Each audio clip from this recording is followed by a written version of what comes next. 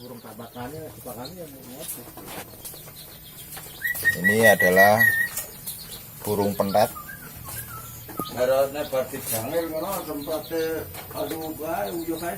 Makanan yang biasa untuk konsumsi tiap harinya. Ini bisa pur, bisa jangkrik,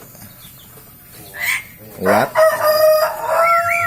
Ini sangat mudah untuk perawatan jenis burung ini.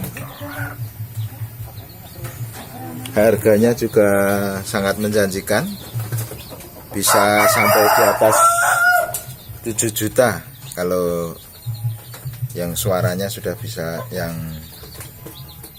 sudah bagus. Ini umurnya sekitar 1 tahun, 1,5 tahun ini dalam proses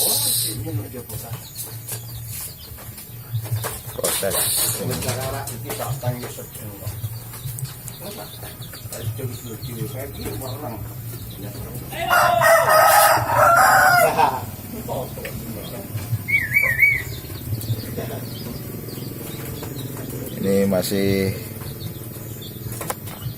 ini sangat takut, tapi kalau disentuh dia akan mematuk. Jadi pemirsa kalau melihat burung pentet ini, hati-hati, tangan kita bisa dipatuk.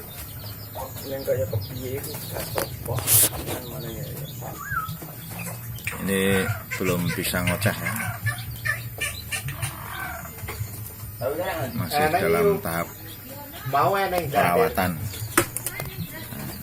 Masih malu-malu. Ya, demikian untuk burung pentet kali ini.